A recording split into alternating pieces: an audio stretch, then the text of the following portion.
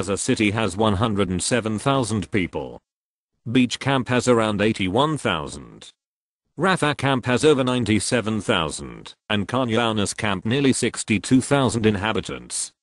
The populations of these camps do not include the larger cities and smaller towns that surround them.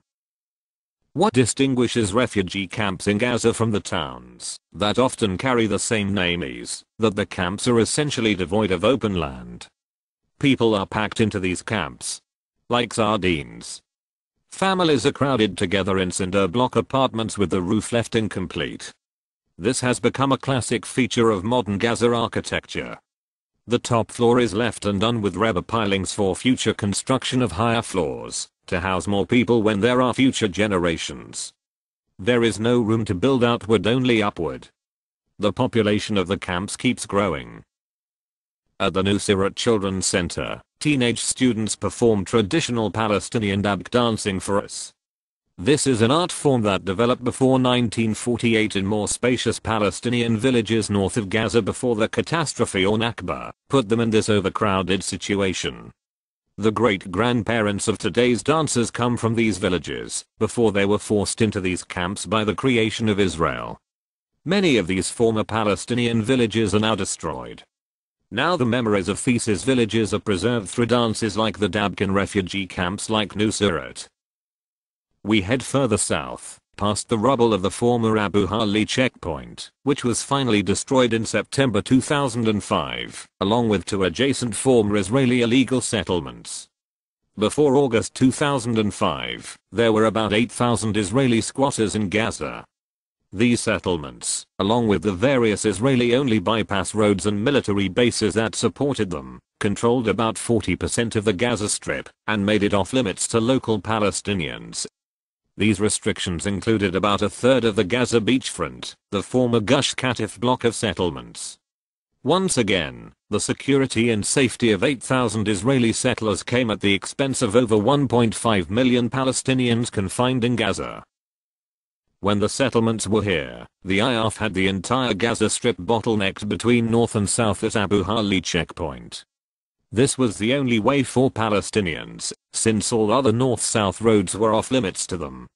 On a whim, the IAF could completely shut off north-south traffic in the Gaza Strip, and they often did. When Israeli settler traffic needed to use the overpass between settlements on either side of the highway, the Palestinian traffic would be stopped, at times for hours, just to let a few Israeli settler cars pass. When there were incidents of Palestinian armed resistance, it was much worse. The checkpoint was completely shut off, and family members would be separated for days. Many travelers were stuck here.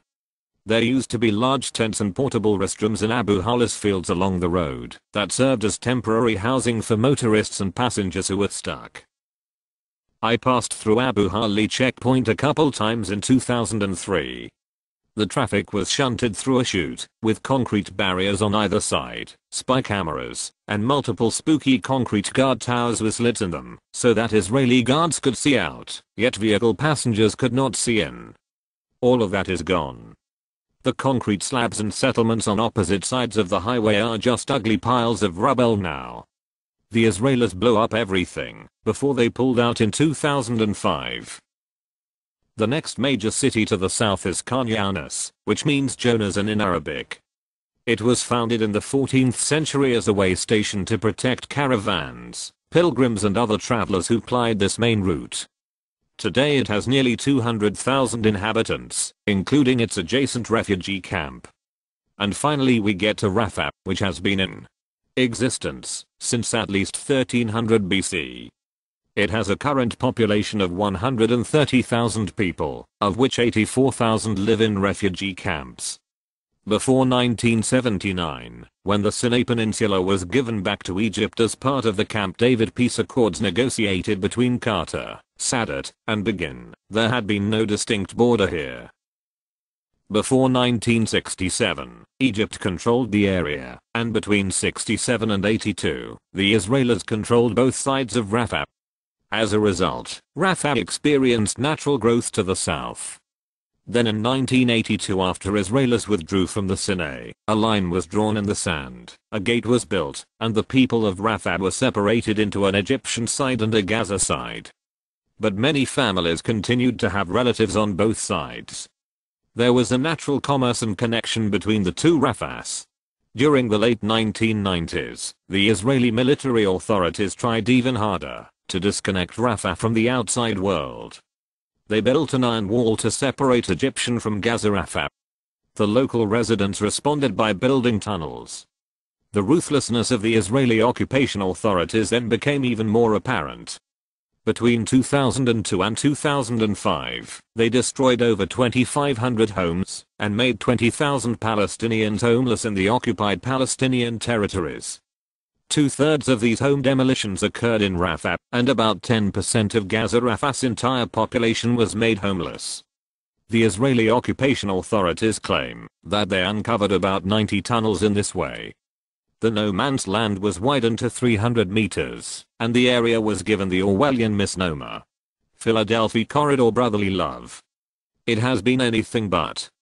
When I visited this corridor in 2003, there were Israeli tanks and C9 militarized Caterpillar bulldozers combing through the rubble of what were once apartment buildings. There were several Israeli sniper towers. If you stepped out into the open, you risked being shot immediately. Still, I was taken by local boys on a cat and mouse expedition inside the damaged apartments along the perimeter, so I could experience the danger for myself. In 2006, when I visited the Rafah border again, it was much better after the Israeli redeployment from Gaza.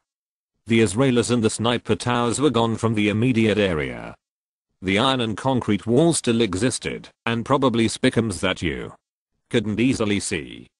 Near the former site of the pharmacist Nasrallah's home, where Rachel Corrie was killed, there stood a community garden. By then you could safely walk right up to the iron wall and cross right where you would have been killed by an Israeli sniper a year and 2 months before. You could then look through a slit in the iron wall along one of its seams, and see Egypt a few centimeters away on the other side.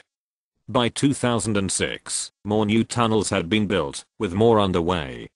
Another man-made humanitarian catastrophe, and all the indifference, all this death and wanton destruction was for nothing.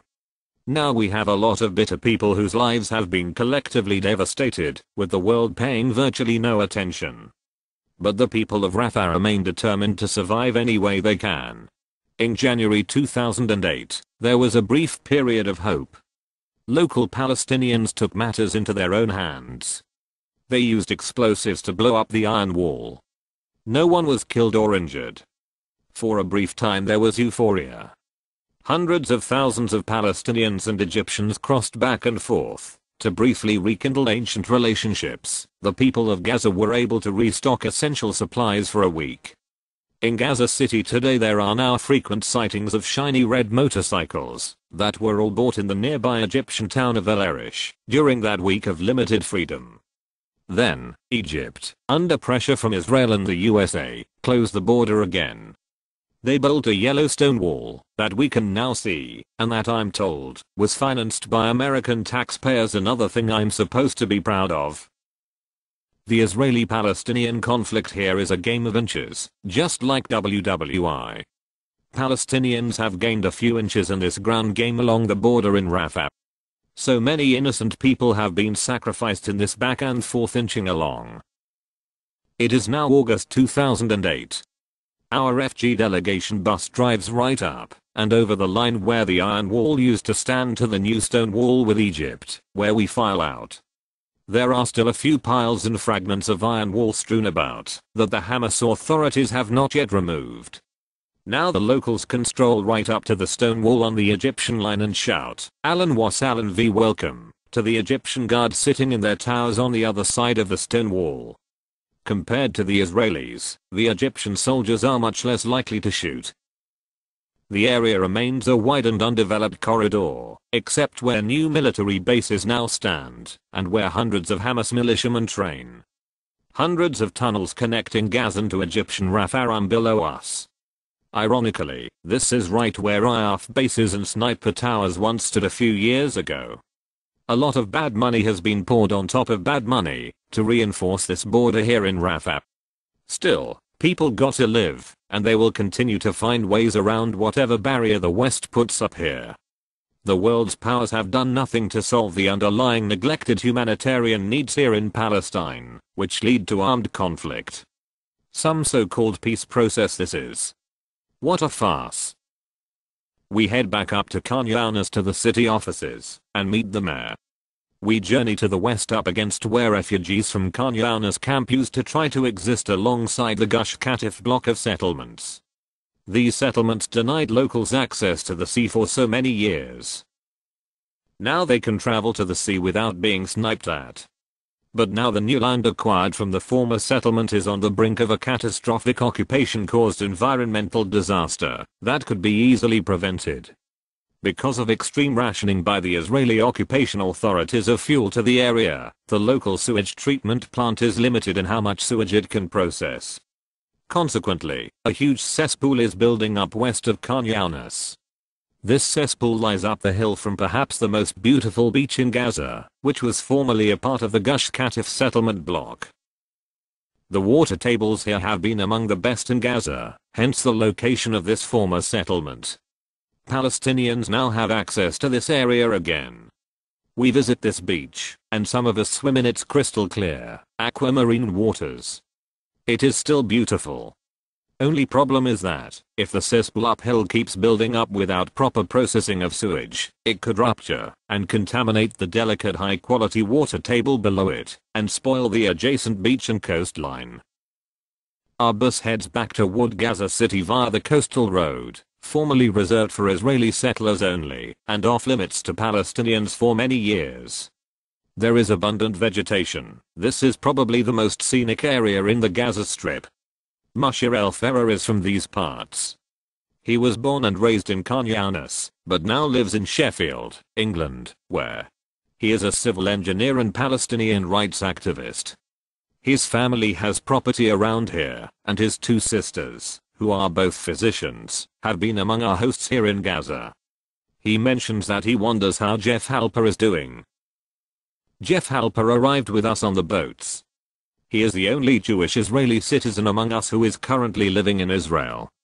In fact, Jeff's home in Jerusalem is only about an hour's drive away from the Gaza border with Israel at Erez Crossing.